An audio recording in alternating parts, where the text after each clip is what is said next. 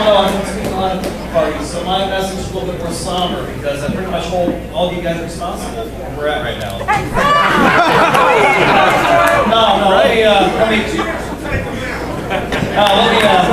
me first say this preference. I'm not a professional speaker. I am actually your everyday average Joe. I just recently got involved in speaking at different events. I enjoy it. Don't get me wrong, because I get to meet other Americans. I think like I do who want to look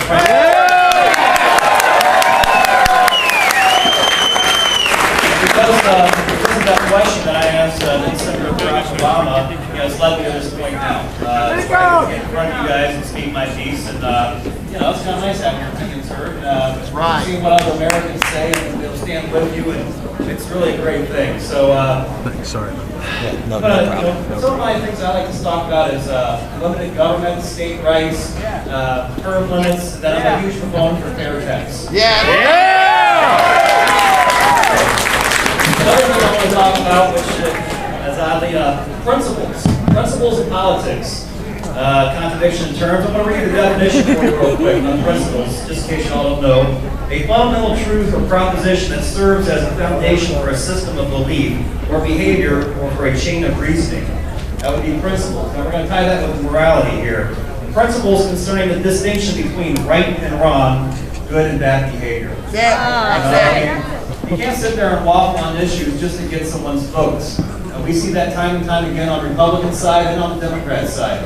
They don't want to stand for something. They want it to be backed off as soon as they can. You come out with something that could be controversial, they want you to sit there and eat your words and back off on something. We need people that will sit there and say, I believe in this, come follow me. That's what we need. I respect somebody on the left or the right that will do that. That will sit there and believe what they, that really back what they believe and back it up and not back off when it becomes unpopular. Our founding fathers were very unpopular at one time. Right. And speaking of our founding fathers, a lot of politicians, a lot of speakers will sit there and use our founding fathers as a punchline. They'll use it as just ways of making a point. I respect the hell out of our founding fathers. And I'm not talking about second-rate levels. I see them for what they really are. A lot of people want to talk on George Washington, Thomas Jefferson. They want to talk about different things they might or might not have done. Bottom line is, they created the Constitution. Right.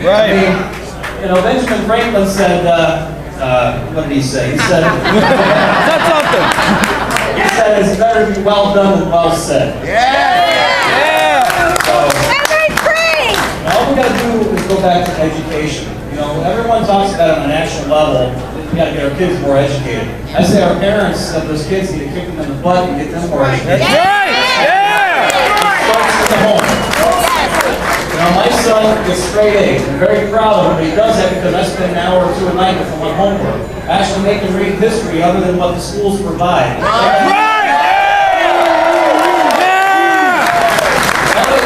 What's really going on with our country, how it came together, the difficulties, and what they were able to bring together as far as the Constitution, our rights. And right now, if we don't get that back into mainstream, definitely on the cusp of losing America. We cannot allow that to happen. So, by what I said earlier, I hold you guys responsible, not necessarily you, but the American people. You've got to remember, only 110 million people came out and voted this last presidential election. Almost 200 million people stayed home. Those are the people we need to get out there and get them involved in our political process. That way we can actually have a real voice.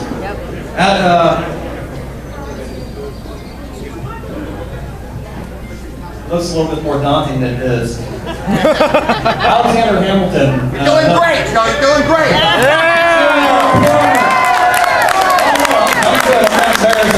not a practice speaker. Everything's good here. Alexander Hamilton said, effective resistance to usurpers is possible only provided the citizens understand their rights and are disposed to defend them. That's where education comes involved. No one knows really what our Constitution says anymore. Unfortunately, most of our politicians nowadays sidestep the Constitution or they can say what they want. It was written only 200 years ago. It's not the Dead Sea Scrolls. We do not need to interpret it. You don't have to be a lawyer to understand it. It's black and white. I understand it, and I'm only a plumber.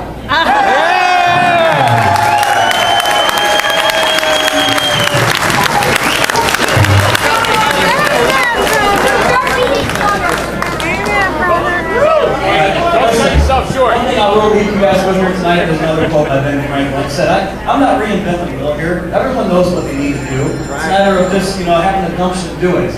Right is right, wrong is wrong. You got to stop redefining principles when they get your way. If it was easy to do what's right, everyone would do it. So we need men to step up and women to step up and follow through. Ben Franklin said, any fool can criticize, condemn, and complain. And most fools do. Right. When you're out there, being a right-wing extremist at a Tea Party, or you're out there talking about in God we trust, don't listen to the people on the left and the people that want to bring you down. You're amongst fellow Americans. Obviously, you guys are all here tonight. You share the same beliefs and believe that Steve Lonegan is going to be able to do something for you guys.